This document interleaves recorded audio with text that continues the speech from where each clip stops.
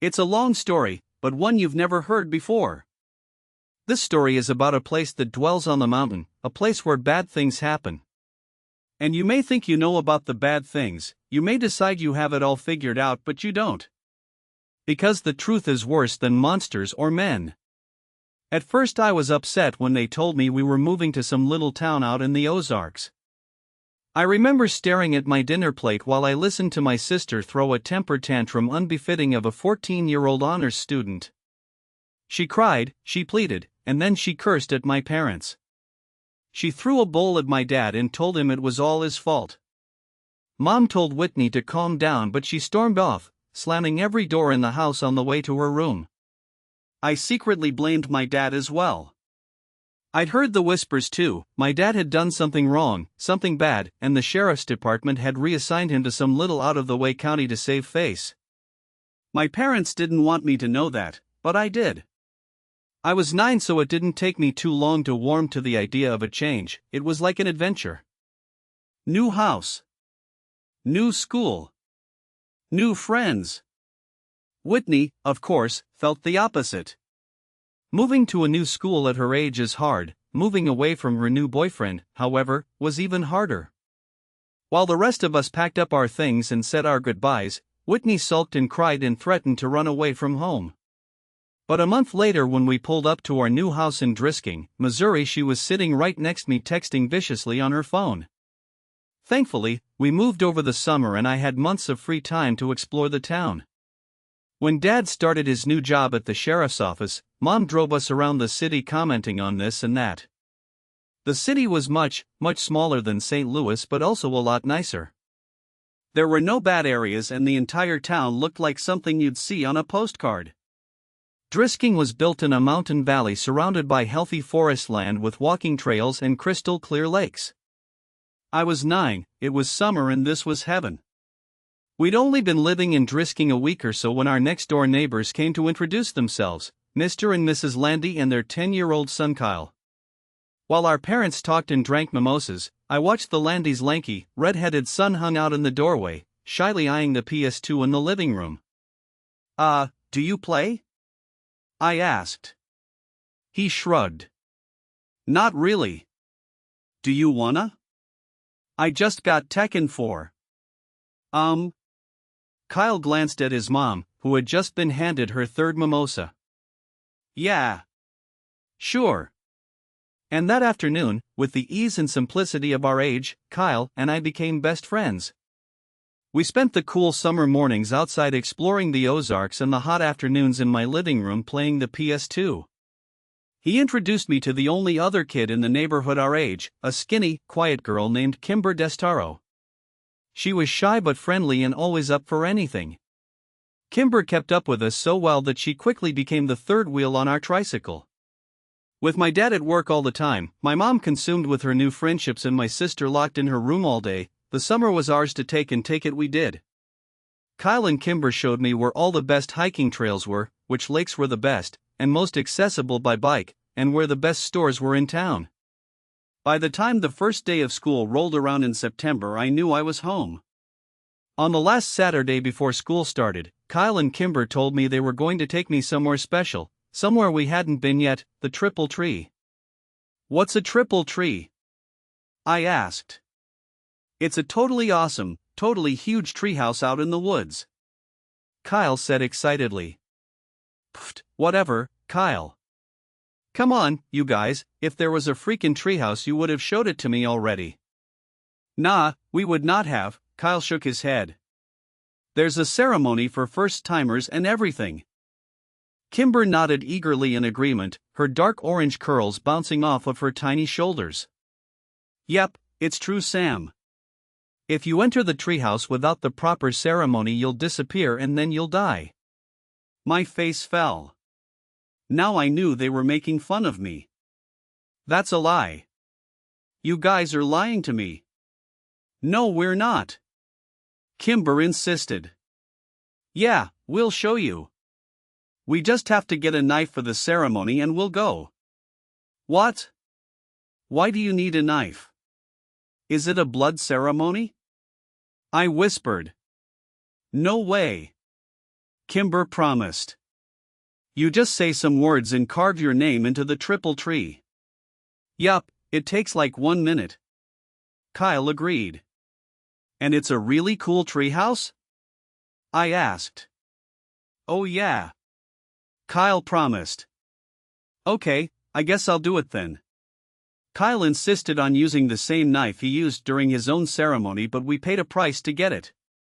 Mrs. Landy just happened to be home with her youngest son Parker, and despite Kyle's many objections, his mother insisted he take his 6-year-old brother with him.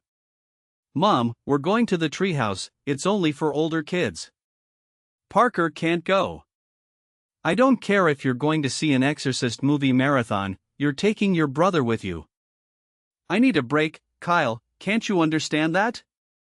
And I'm sure your friends won't mind. She flashed Kimber and me a challenging look. Right? No, not at all, Kimber said, and I nodded in agreement. Kyle made a loud, dramatic sigh and called his brother. Parker, put your shoes on, we're leaving now. I'd met the youngest Landy several times before and found that he was as unlike his older brother in looks as in disposition. Where Kyle was a wild, excitable fireball with hair to match, I found Parker to be an anxious, fidgety boy with small eyes and dark brown hair. We got on our bikes and made our way to a lesser-known hiking trail a few miles away. I'd asked before where the trail led when we'd ridden across it several weeks before, and Kyle had given me the underwhelming answer of nowhere interesting. We pulled up to trailhead and leaned our bikes against the wooden signpost which read West Rim Prescott or Trail. Why are so many trails around here named Prescott? I asked. Is this Prescott Mountain or something? Kimber laughed. No, dummy, it's because of the Prescotts. You know, the family that lives in the mansion up on Fairmont. Mr. Prescott and his son Jimmy own like half the businesses in town. More than half, Kyle agreed. Which ones? Does he own the GameStop? The only store in Drisking I really cared about. I don't know about that one. Kyle wound a lock around the 4 bikes and clicked the bar into place, then spun the numbers on the dial. But like the hardware store, the pharmacy, Glitton's on Second, and the newspaper. Did they start this town? I asked. Nah, mining started the town. I think they dash. I want to go home. Parker had been so quiet I'd completely forgotten he was there. You can't go home, Kyle rolled his eyes. Mom said I had to bring you. Now come on, it's only like a 2-mile walk. I want to take my bike. Parker answered. Too bad, we're going off trail. I don't want to go. I'll stay with the bikes. Don't be such a wussy. I'm not. Kyle, be nice. Kimber hissed. He's only 5. I'm 6. Parker objected. I'm sorry, 6. You're 6. Kimber smiled at him. All right, fine, he can hold your hand if he wants. But he's coming. Kyle turned and started up the trail. Parker's face fell into an undignified frown, but when the charming Kimber stuck her hand out and wiggled her fingers at him, he took it. Kyle was right, it wasn't a long walk, only a half-mile down the trail and then another half-mile hike on a well-tread path up the mountain. It was a steep climb though, and by the time we got to the treehouse, I was winded. What do you think? Kyle asked, excitedly. I studied the tree as I caught my breath. It's pretty awesome, I smiled. And it was. They hadn't lied, the treehouse was the biggest I'd ever seen. It had multiple rooms and there were actual curtains in the windows. A sign above the door said Ambercott Fort and a rope ladder hung below the threshold, missing several planks. I'm going up first, yelled Parker, but Kimber caught his arm. You have to do the ceremony first or you'll disappear. She reminded him. That'd be fine with me, Kyle grumbled. I was eager to get into the fort myself. Give me the knife. I held out my hand. Kyle smiled and dug the switchblade out of his pocket. There's some space in the back to carve your name. I opened up the knife, walked around the tree looking for an empty spot. There were so many names on the tree that I had to crunch down and look near the bottom since I couldn't reach any higher. I spotted both Kyle and Kimber's carvings on the tree, and I finally found a spot I liked near the ladder. I bit my tongue and carved Sam W. into a blank piece of bark underneath. Someone named Paul S. Parker went next but had so much trouble with the knife that Kyle had to do it for him. "Alright, let's go," I ran over to the rope ladder. "Wait!" Kyle yelled. "You have to say the words first." "Oh yeah. Okay, what are they?" Kimber sang them out. "Underneath the triple tree there is a man who waits for me, and should I go or should I stay, my fate's the same either way." "That's creepy," I said. "What does it mean?" Kimber shrugged. "No one knows anymore, it's just tradition." "Okay, can you say it one more time, slower?" Once Parker and I had recited the poem, we were ready to go. I climbed the rope ladder first and took stock of my new surroundings. The treehouse was more or less empty, just a dirty rug here and there and some trash, old soda cans, beer cans, and fast food wrappers. I went room to room, 4 in total, and found nothing of real interest until the last one. An old mattress lay in the corner and piles of musty, ripped clothing scattered the floor. "Did a hobo live here?" I asked. "Nah, this room has been like this for as long as I can remember," Kyle said from the doorway behind me. "It smells gross," I said. Kimber walked up to the threshold but refused to go any further. "It's not the smell that freaks me out, it's that." She pointed up to the ceiling and I raised my eyes to read what was written there. "Road to the Gates of Hell, mile marker 1. "What does it mean?" I asked. "It's just older kids being dicks," Kyle said. "Come on, I'll show you the best part of the treehouse." We walked back into the first room and Parker looked up at us and smiled, pointing down to what he'd clumsily carved into the wooden floor. "Fart," Kyle read. "That's hilarious, Parker." He rolled his eyes, but his little brother didn't pick up on the sarcasm and smiled proudly. Kimber sat down on the floor next to Parker and I sat on his other side. Kyle took the knife from his brother and then walked across the room and wedged the blade between 2 planks of the wooded wall. He pushed in the board gave, opening up a small, secret compartment in the wall. Kyle took something out and pushed the plank back in until it was flush with the others. "Check it out." He turned around and proudly held up 2 cans of Miller Lite beer. "Whoa!" I said. "You, warm beer? That's gross. How did you even know it was there?" Kimber asked. "Phil Saunders told me." "Are we gonna drink it?" I asked. "Hell yeah, we're gonna drink it." Kyle came and sat down in our circle, popped open the first beer and offered it to Kimber. She eyed it like he was trying to hand her a dirty diaper. "Come on, Kimmy. Don't call me that." She yelled at him and then reluctantly took the open beer. She smelled it and made a face, then pinched her nose and took a small swig. Kimber shuddered. "That was even grosser than I imagined. I don't want any. I'll tell Mom," Parker said quickly as the beer passed in front of him to me. "Good, 'cause you ain't getting any," Kyle promised. "And you won't tell Mom shit." I put on my best poker face and took a long, deep swallow of the warm beer before I had the chance to smell it. It was a poor decision, and when I retched, the foul yellow liquid went all over my shirt. "Aw man, now I'm gonna smell like beer." We spent the next hour and a half drinking the 2 cans of Miller Lite, and after a while the taste grew more tolerable. I couldn't tell if I was becoming a man or actually getting drunk. I hoped it was the former. When the last drop of the last beer was consumed, we spent 20 minutes trying to determine if we were drunk.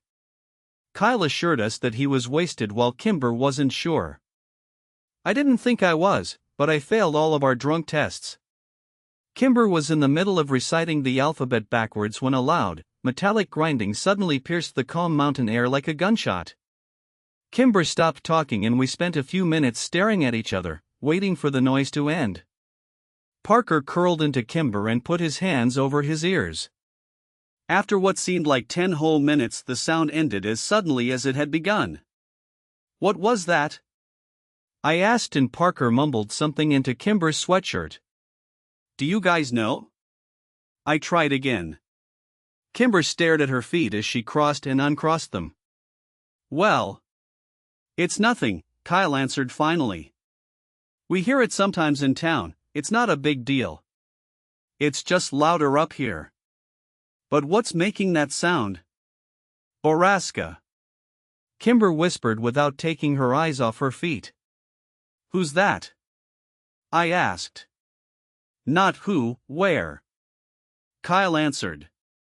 "It's a place." "Another town?" "No, it's just a place in the woods." "Oh. Bad things happen there," Kimber said more to herself than me. "Like what?" "Bad things," Kimber repeated. "Yeah, don't ever try to find it, dude," Kyle said behind me. "Or bad things will happen to you, too." "But like, what bad things?" I turned around. Kyle shrugged and Kimber stood up and walked over to the rope ladder. "We'd better go. I have to get home to my mom," she said. We climbed down the ladder one by one and then started the walk back to the trailhead in an unfamiliar silence. I was dying of curiosity about Borrasca but couldn't decide if and what to ask about it. "So, who lives there?" "Where?" Kyle asked. "Borrasca." "The skinned men," Parker answered. "Pfft," Kyle laughed. "Only babies believe that." "Like men who are skinned? Like their skin is gone?" I asked excitedly. "Yeah, that's what some kids say. Most of us stop believing in that, though, when we turn double digits," Kyle said. I looked back at Kimber, who was still 9 like me, but she was staring down the trail, ignoring us. That seemed to be the end of the conversation, and by the time we reached our bikes the awkwardness was gone and we were giggling trying to decide if we were too drunk to bike home. School started 2 days later and I'd completely forgotten about Borrasca. When my dad pulled up to the curb to drop me off that morning, he locked the doors before I could get out. "Not so fast," he laughed. "As your father, I get the privilege of giving you a hug and telling you to have a good first day of school. But Dad, I gotta go meet Kyle by the flag before first bell." "And you will, but give me a hug first. In a few years you'll be driving yourself to school, let me be your dad while I still can." "Fine," I said, exacerbated, and leaned over to give my dad a quick hug. "Thank you. Now go meet your friend. Your mom will be waiting here to pick you up at 3:40. "I know, Dad. Why can't I take the bus like Whitney?" "When you're 12, you can take the bus." He smiled and unlocked the doors. "Until then, I get to drop you off in the mornings.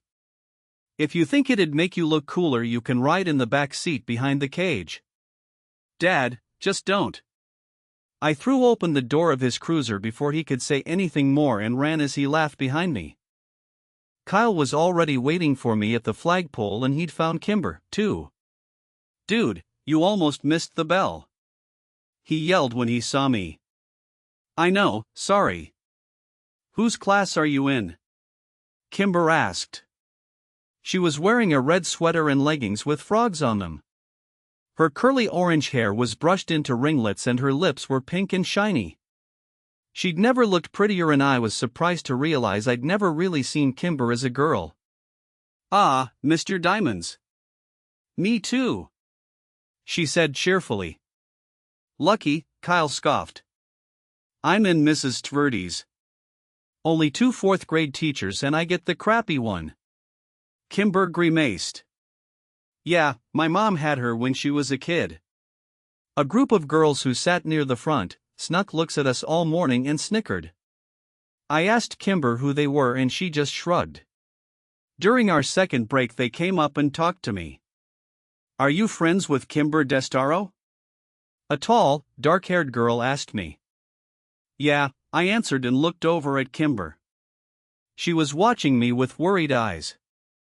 You don't have to be friends with her, you know, said the second girl with the oddly round face. I want to be friends with her. Well, if you do, you're going to be in the ugly kid group, the first girl warned. And once you're in that group, you can't leave it ever. Better than the bitch group, I said.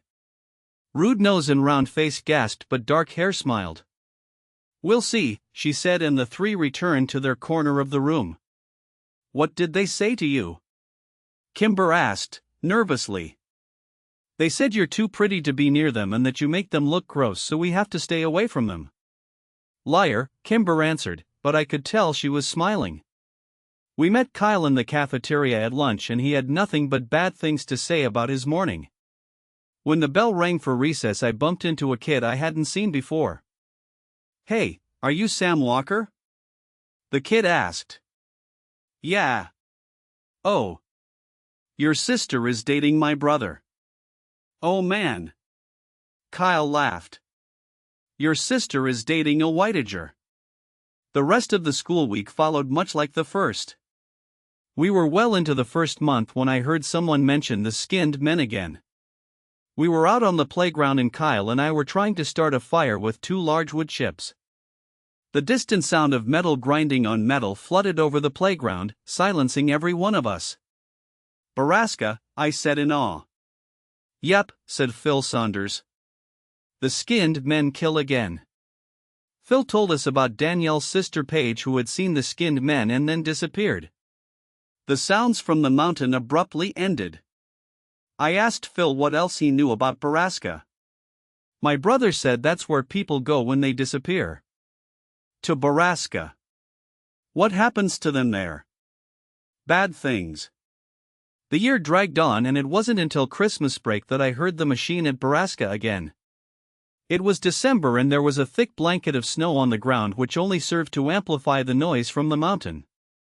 I sat in my room listening to it. I asked my dad about it. I asked the sheriff about it and he told me the noise comes from private property up in the Ozarks. Is the property called Borrasca? I asked quickly. I have no idea. Borrasca? Where'd you hear that? Kids at my school. Well, it's nothing to worry about, Sammy, probably just some logging equipment. Have you ever heard of the skinned men? I asked quickly. Skinned men? Good God, Sam. Is your sister telling you these stories? Whitney peered over the railing, phone in hand and an annoyed look on her face. Ugh, seriously? As if I'd waste my time. Christmas came and went with surprising smoothness at our house. Whitney and I got everything we had on our lists. On the first day back to school after Christmas break, Phoebe Dranger slammed into Kimber from the side. Kyle caught her before she fell. You're bad people who make poor life choices. Kyle yelled at them. Kimber turned away to hide her tears. There was a school assembly. The Historic Preservation Society of Drisking presented. They talked about the Cherokee, the Trail of Tears, Alexander Drisking's discovery of iron ore. Then James Prescott took the stage. I found Jimmy Prescott to be infallibly charismatic and entertaining. I asked him why the mines closed. Most of the mines were closed in 1951 after a long period of unprofitability. The mountain had simply ran out of iron ore. The mills and refineries were abandoned and the town suffered for years. At lunch, Kyle complained about the boring assembly. Kimber told us the mines had been blown up with controlled blasts after some kids died inside them. Did they use C4 or something? Kyle asked. So we all drink the water, so we all have C4 in our bodies and we could explode at any minute. Kyle said excitedly. I remember thinking in that moment that I was happy here in Drisking, Missouri with these two people. Happier than I'd ever been anywhere else. It was the last truly happy moment I ever had. Less than an hour later, Mr. Diamond's phone rang and he exchanged a few quiet words with the person on the other end, his eyes flicking to and from my desk. He hung up and asked me to come up to the front. When I got there, he told me my mom was waiting for me in the office and I was going home for the day. I traded a confused and worried look with Kimber and then packed up my backpack and went to the office. When I got there, my mom was crying. We drove home in strained silence. I was too afraid to ask what was wrong. Mom parked the car a block from our house, which was blocked in by several police cars. "Is it Dad?" I asked quietly, holding back tears. "No, honey, Dad is fine," she whispered. "Then what happened?" "Whitney never made it to school this morning. They said she'd stopped at Circle K. Her friends left her there. No one had seen her since. Half her clothes were gone. Dad's cash was missing." I was sent to my room while the police worked downstairs.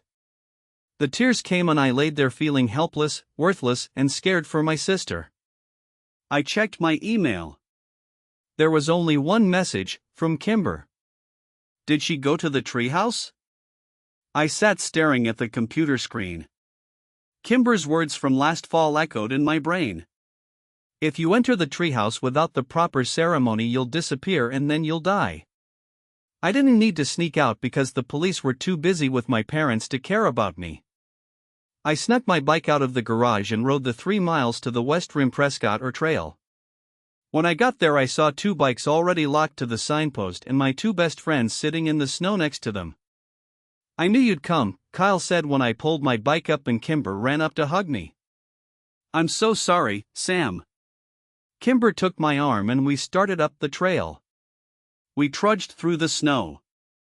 The hike up the mountain was harder and wetter than when we'd come in the fall. Kyle leapt onto the rope ladder, climbing quickly up the planks. I kept calling Whitney's name. And then I heard Kimber quietly say my name from where she stood at the triple tree. I ran over and tried to follow her eyes to confirm what I already knew was there. And then I found it, freshly carved near the top. Whitney W. My breath froze in my chest and my vision blurred with unwelcome tears. And as the sun took its last desperate breath before plunging into the deep of the horizon, a deafening metallic whirl sang out from the wilderness and spilled down the mountainside.